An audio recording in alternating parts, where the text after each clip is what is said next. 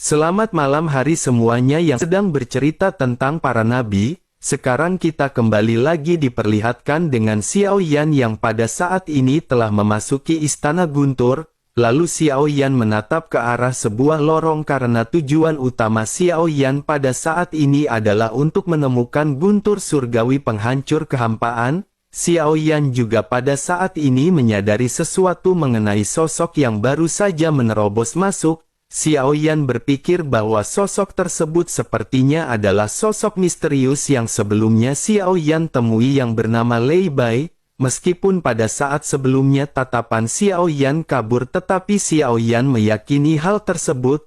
Tetapi jika itu permasalahannya dengan kekuatan dari Lei Bai, Xiao Yan mungkin tidak akan memiliki peluang untuk bersaing memperebutkan jantung Guntur. Meskipun pada saat ini ada tetapi sepertinya Lei Ji juga akan sangat kesulitan untuk berhadapan dengan sosok yang bernama Lei Bai. Xiao Yan pada akhirnya menyingkirkan permasalahan ini dan Xiao Yan pada saat ini segera bergegas masuk.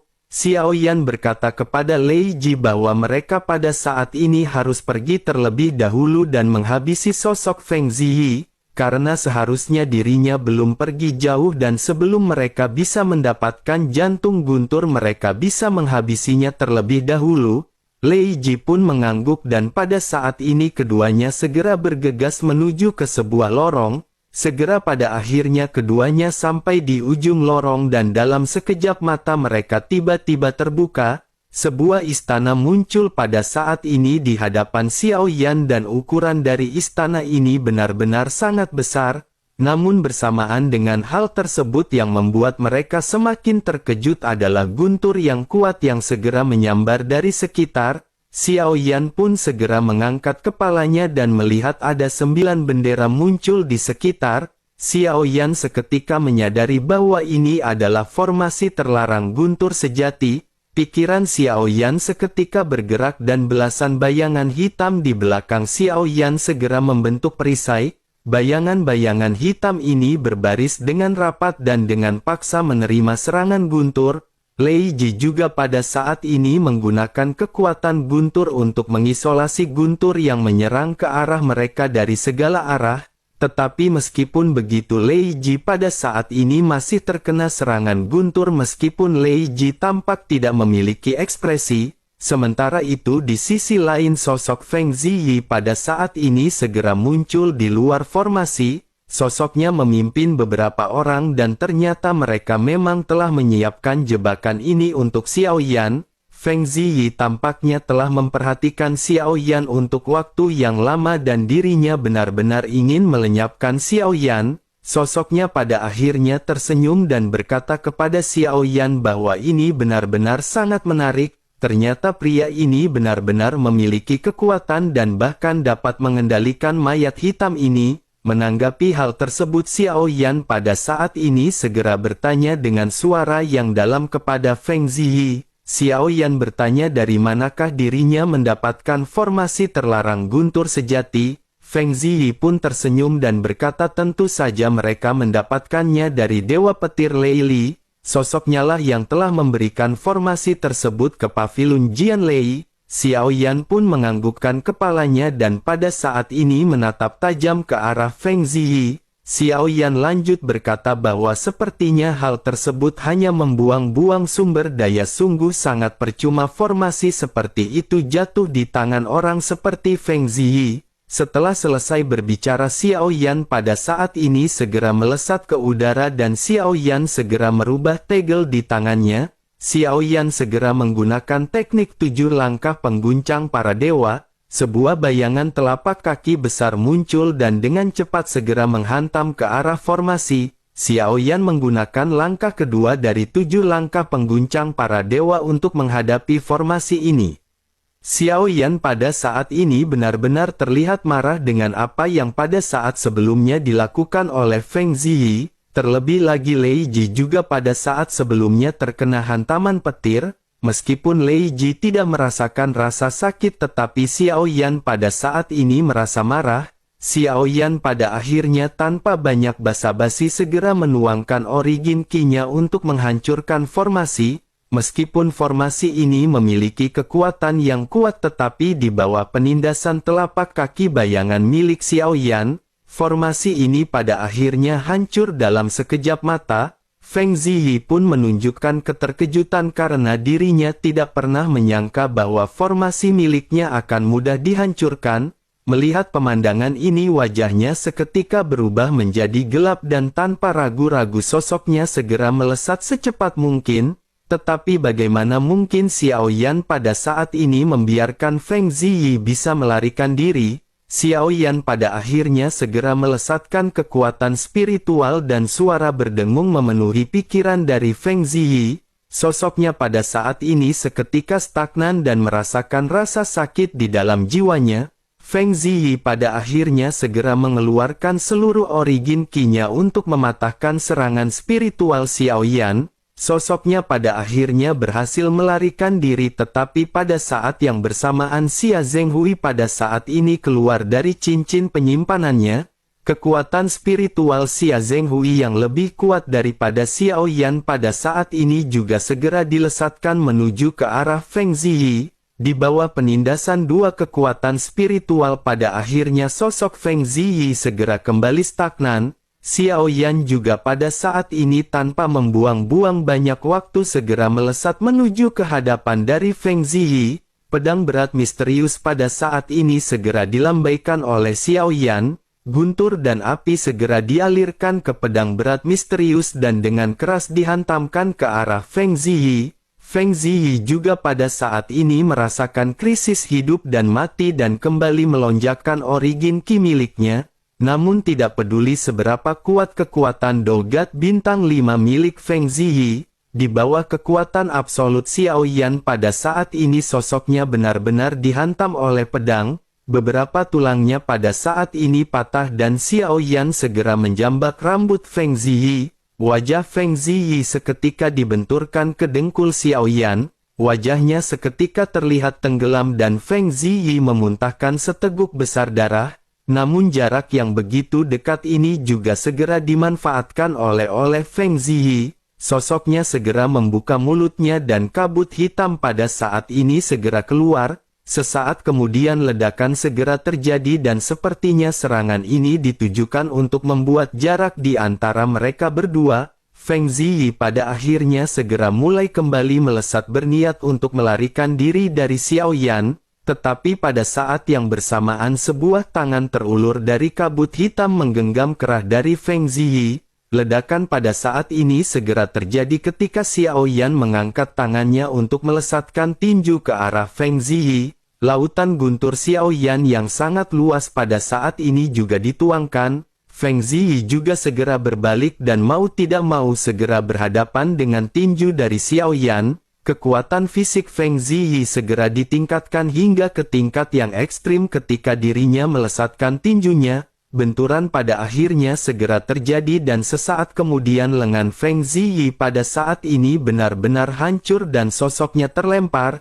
Dapat dilihat dengan jelas bahwa meskipun kekuatan dari Feng Ziyi ini kuat tetapi hal tersebut tidak bisa berhadapan dengan Xiao Yan. Sementara itu Xiao Yan pada saat ini tanpa banyak penundaan lagi segera bergegas menuju ke arah Feng Ziyi. Melihat hal tersebut Feng Ziyi pun menunjukkan ketakutan dan meminta Xiao Yan untuk mengasihaninya. Feng Ziyi berkata bahwa dirinya memiliki banyak harta karun di cincin penyimpannya.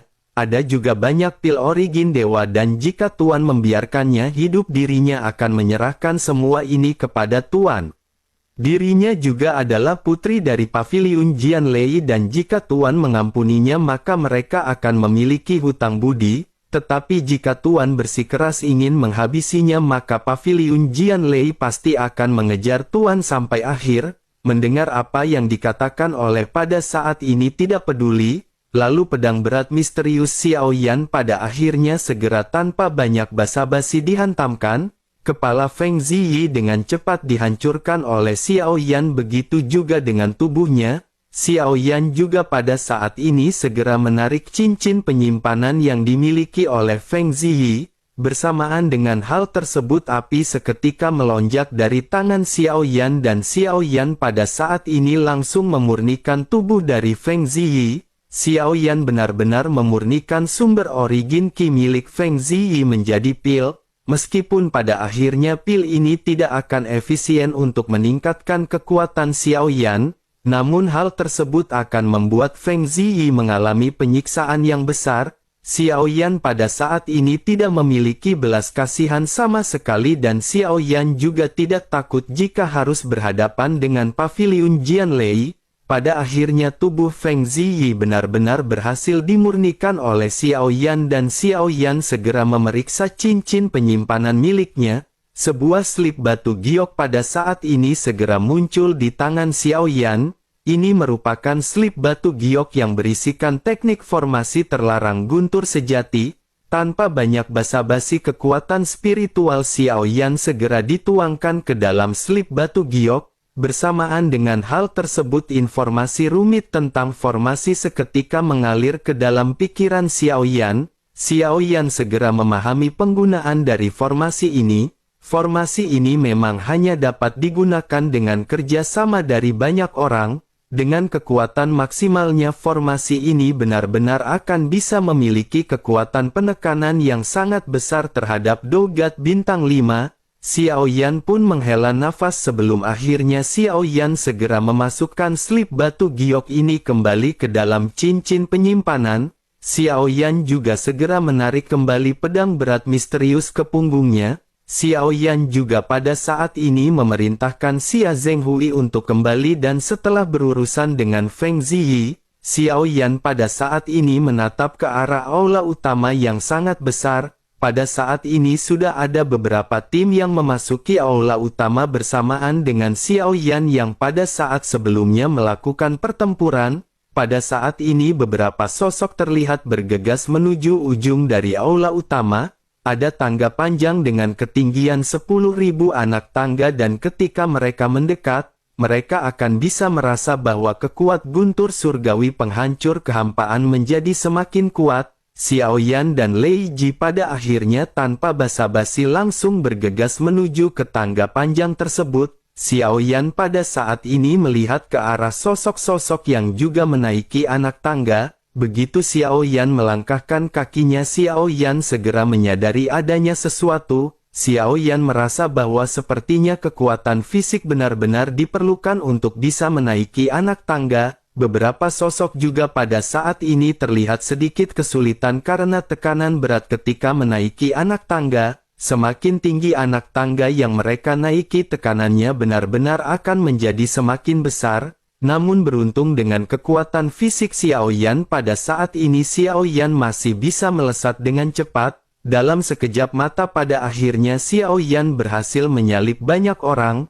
Namun setelah cukup lama pada akhirnya pergerakan Xiao Yan sedikit melambat. Xiao Yan juga pada saat ini mengeluarkan keringat di tengah-tengah beban yang sangat berat. Sementara itu Lei Ji pada saat ini masih terlihat santai ketika menaiki anak tangga. Bersamaan dengan Xiao Yan yang terus-menerus berusaha, Lei Ji pada saat ini terlihat santai duduk berdiri berjalan melewati Xiao Yan. Xiao Yan pun menggertakkan giginya sebelum akhirnya mengangkat kepalanya untuk melihat ke atas anak tangga.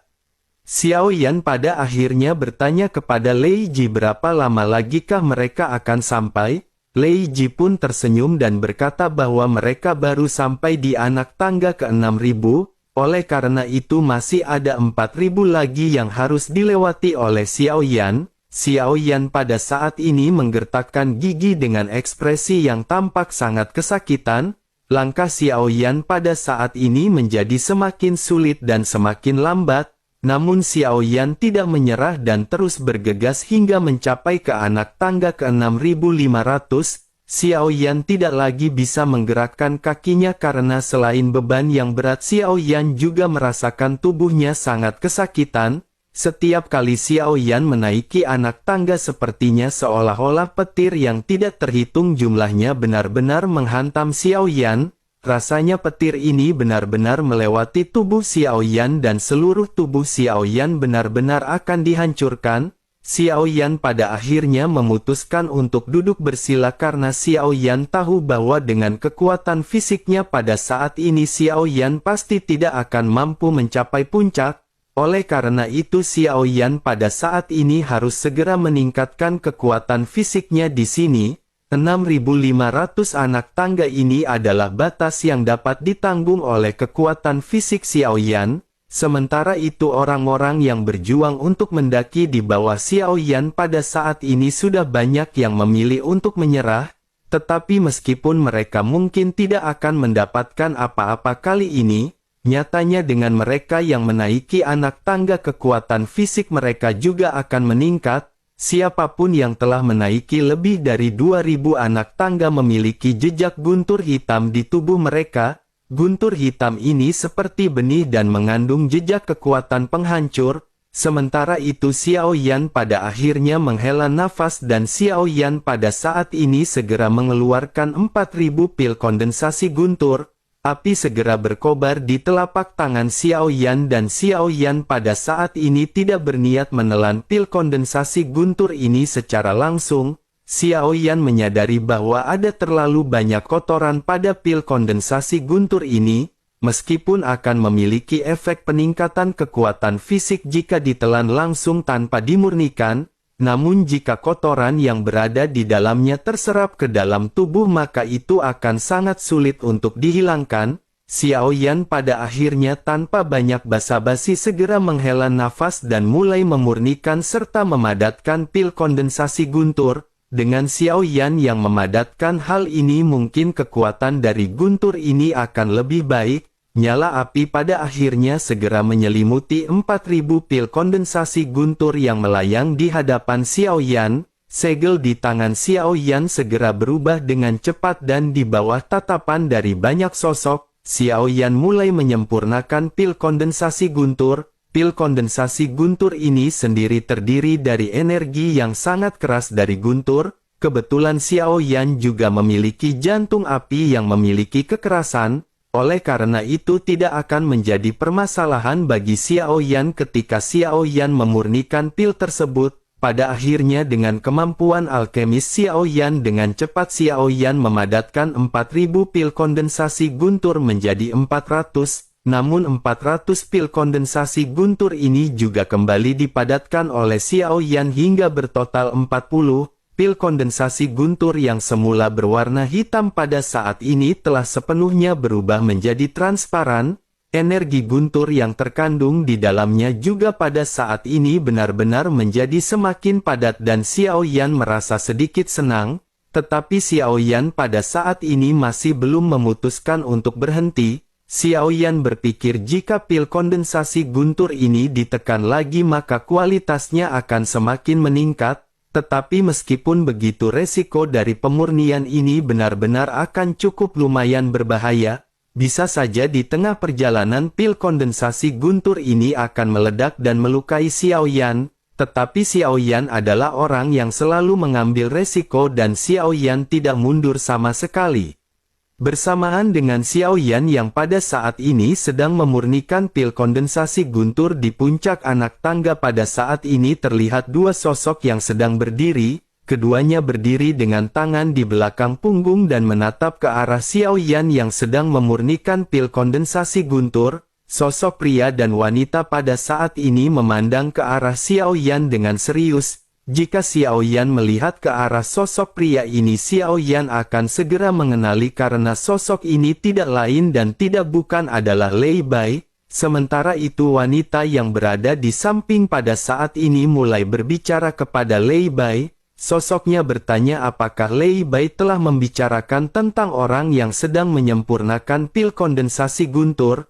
Lei Bai pun mengangguk sedikit dan mulai berbicara dengan nada sedikit serius. Lei Bai berkata bahwa dirinya memiliki tanda unik dari dewa jahat di antara kedua alisnya. Si wanita pun seketika mengerutkan kening sebelum akhirnya segera bertanya kembali kepada Lei Bai. Sosoknya bertanya mungkinkah yang dimaksud oleh Lei Bai adalah sosok ini reinkarnasi dewa jahat. Lei Bai pun menggelengkan kepalanya sambil menghela nafas sebelum akhirnya mulai menjelaskan. Lei Bai berkata bahwa memang masih tidak mungkin menilai hanya dengan dari tandanya saja, tetapi ketegasan orang ini dalam membantai juga sama-sama konsistennya dengan dewa jahat. Adapun mengenai apakah dirinya reinkarnasi dari dewa jahat atau bukan, hal tersebut masih belum bisa dipastikan. Menanggapi hal-hal tersebut, wanita yang berada di sampingnya pada saat ini memandang ke arah Xiao Yan sejenak sebelum akhirnya mulai kembali berbicara. Sosoknya berkata, apakah orang ini adalah reinkarnasi dari dewa jahat atau bukan? Tampaknya kekuatannya benar-benar masih terlalu lemah. Oleh karena itu, dengan memasuki alam guntur kali ini benar-benar akan merugikannya. Lei Bai pada saat ini segera berkata bahwa kekuatannya memang hanyalah dogat bintang 5, tetapi untuk memasuki alam guntur 3 orang harus memegang taring kristal guntur pada saat yang bersamaan. Setahu Lei Bai, orang ini juga memilikinya satu dan mereka tidak perlu khawatir. Apa yang dimaksud oleh Lei Bai ini ternyata adalah kristal yang diambil oleh Xiao Yan ketika Xiao Yan pertama kali memasuki istana.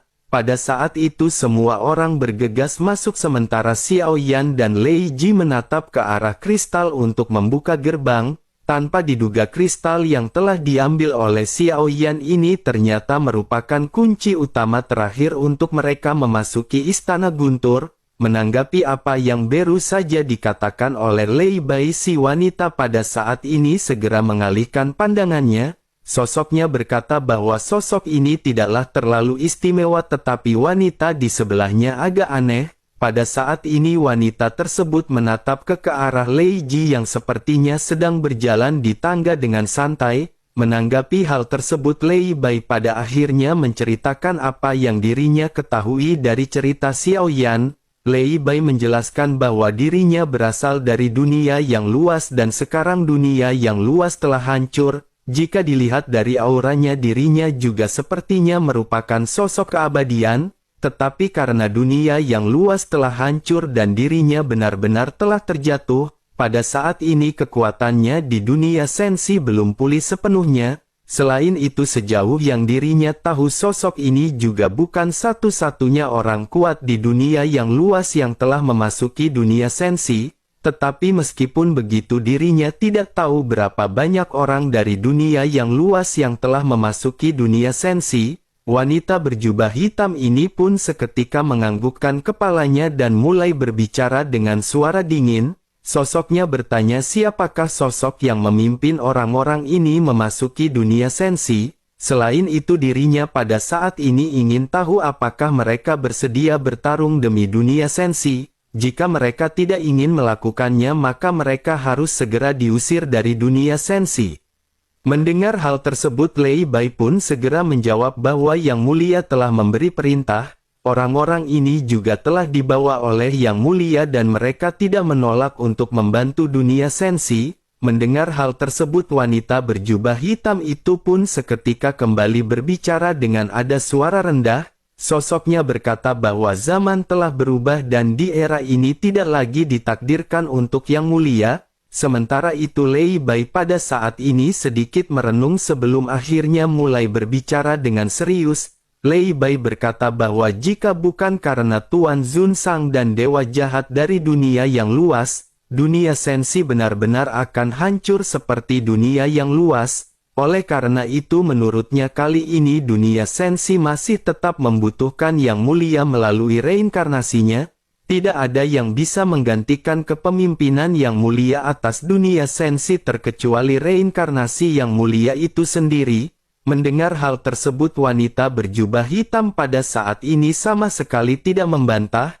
Sosoknya pada saat ini hanya terdiam seolah-olah sedikit merenung. Sementara itu, Lei Bai pada saat ini segera mengganti topik bicaraan dengan bertanya apakah si wanita siap. Dunia guntur telah disegel begitu lama, bahkan jika kekuatan leluhur yang selamat dari dunia kuno, keabadian dan iblis belum membaik, mereka masih akan sangat kerepotan terutama dengan kekuatan sihir di dalamnya. Wanita berjubah hitam itu pada akhirnya segera mulai kembali berbicara dengan nada sedikit serius. Sosoknya berkata bahwa seiring dengan berjalannya waktu masih belum diketahui apakah mereka hidup atau mati. Dunia kuno, keabadian dan iblis pandai menggunakan kekuatan sihir untuk memurnikan mayat iblis. Ada begitu banyak mayat iblis di tempat ini dan dirinya ingin tahu apakah ada orang kuat dari dunia kuno keabadian dan iblis yang telah melarikan diri. Lei Bai mengerutkan kening dan berkata bahwa leluhur Silong dari generasi sebelumnya dari guntur surgawi penghancur kehampaan telah menggunakan semua kekuatan keabadiannya untuk menyegel. Oleh karena itu dirinya berpikir tidak mungkin bagi orang-orang di dunia kuno keabadian dan iblis bisa melarikan diri. Selain itu mereka juga pada saat ini tidak boleh meremehkan reinkarnasi dari Yang Mulia. Meskipun sosoknya tidak terlalu kuat, dirinya juga memiliki jantung api dan dapat mengekstraksi kekuatan sihir. Dengan begitu maka membawa sosok ini masuk juga mungkin akan sangat berguna bagi mereka. Menanggapi hal tersebut, wanita itu pun seketika berkata bahwa masih belum diketahui apakah Dogat bintang 5 ini akan dapat bertahan. Bahkan dengan jantung api dirinya masih rentan terhadap kekuatan absolut. Melihat si wanita yang pada saat ini masih meremehkan Xiao Yan, Lei Bai pada akhirnya sedikit tersenyum. Lei Bai lanjut berkata bahwa semuanya belum tentu seperti itu. Jika dirinya pada akhirnya bisa mendapatkan guntur surgawi penghancur kehampaan, masa depannya benar-benar tidak akan terbatas. Menyadari Lei Bai yang pada saat ini terus-menerus melebih-lebihkan Xiao Yan, wanita itu pun seketika sedikit melirik. Sosoknya seketika lanjut bertanya apakah Lei Bai peduli kepadanya. Lei Bai pun tersenyum dan berkata bahwa indera keenamnya biasanya sangat akurat. Sepertinya tidak butuh waktu lama sebelum orang ini bisa menyusul mereka. Wanita itu pun kembali melirik ke arah Lei Bai dan bertanya apakah Lei Bai sedang membicarakan indera keenam dengan seorang wanita. Identitas dari orang ini masih belum jelas dan meskipun dirinya memiliki jantung api, jika dirinya ingin mendapatkan jantung guntur kekuatannya pada saat ini masih terlalu lemah. Lei Bai pada akhirnya tertawa sebelum akhirnya berkata sepertinya si wanita seperti orang yang tidak percaya pada keajaiban. Jika begitu permasalahannya maka mereka pada saat ini hanya harus menunggu dan melihat.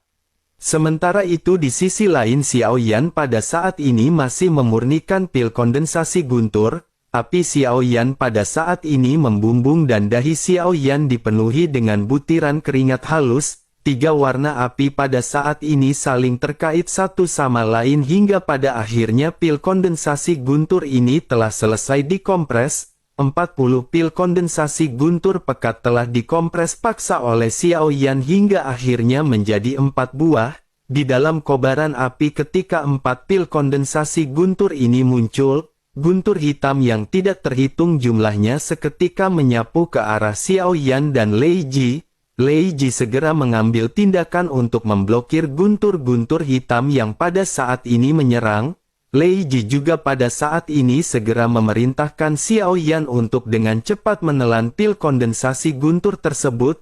Xiao Yan tanpa ragu sama sekali segera mengangguk dan dengan lambaian tangannya Xiao Yan pada saat ini segera menelan 4 pil kondensasi guntur pekat sekaligus. Lei Ji pada saat ini kembali dikejutkan melihat apa yang pada saat ini dilakukan oleh Xiao Yan. Lei Ji memang memerintahkan Xiao Yan untuk menelannya, tetapi hal tersebut bukan berarti Xiao Yan harus menelan semuanya sekaligus. Kekuatan dari pil kondensasi guntur ini telah dikompresi dari 4000 pil kondensasi guntur. Oleh karena itu kekuatan mereka benar-benar bisa dibayangkan sangat menakutkan. Lei Ji pada saat ini hanya bisa berharap Xiao Yan akan bisa bertahan dengan kekuatan guntur yang mengerikan yang melonjak di dalam tubuhnya. Lei Ji pada akhirnya memberikan waktu bagi Xiao Yan sementara Lei Ji pada saat ini berhadapan dengan banyak guntur hitam yang menyerang. Sementara itu sesaat setelah Xiao Yan menelan 4 pil kondensasi guntur, Xiao Yan pada saat ini segera meraung ke langit. Guntur yang tidak terhitung jumlahnya segera menyebar dari tubuh Xiao Yan. Keempat pil kondensasi guntur pada saat ini benar-benar memenuhi seluruh tubuh Xiao Yan. Meskipun Xiao Yan pada saat ini memiliki lautan guntur yang mencapai 20.000 meter persegi, tetapi Xiao Yan pada saat ini masih kesulitan untuk menahan kekuatan guntur yang menyebar di dalam tubuhnya. sama dengan menelan buah guntur sebelumnya. Kekuatan guntur yang ganas menyerbu ke tubuh Xiao Yan. Kekuatan ini menghancurkan tubuh Xiao Yan secara sembarangan. Pada saat yang sama tubuh Xiao Yan secara alami bertarung melawan kekuatan guntur yang kejam. Tubuh Xiao Yan pada akhirnya benar-benar mengalami kehancuran dan perbaikan di saat yang bersamaan. Tetapi meskipun begitu, pada saat ini efek dari pil kondensasi guntur benar-benar di luar dugaan dari Xiao Yan. Dengan tubuh fisik Xiao Yan yang telah meningkat pada saat ini, Xiao Yan benar-benar masih kesulitan. Vitalitas Xiao Yan pada akhirnya kembali dengan cepat terkuras dan di saat yang sama, Xiao Yan pada saat ini memiliki kilatan di matanya. Xiao Yan segera mengeluarkan banyak pil origin dewa di tangannya. Xiao Yan benar-benar selalu sangat gila dan pada saat ini Xiao Yan berniat untuk kembali melakukan suatu hal gila. Xiao Yan berencana untuk mengembangkan kekuatan fisiknya sambil juga mengembangkan origin ki-nya. Belasan pil origin dewa pada akhirnya segera dilemparkan ke dalam mulut Xiao Yan. Sumber energi yang agung juga pada saat ini tiba-tiba mengalir masuk ke dalam tubuh Xiao Yan. Bersamaan dengan hal tersebut, Xiao Yan juga pada akhirnya kembali menarik vitalitas Xiao Yan yang pada saat sebelumnya berkurang. Xiao Yan pada saat ini menggertakkan giginya merasakan kekuatan energi yang pada saat ini bergejolak di dalam tubuhnya karena sudah rindu dengan belayan janda pirang tato ubur-ubur koprol.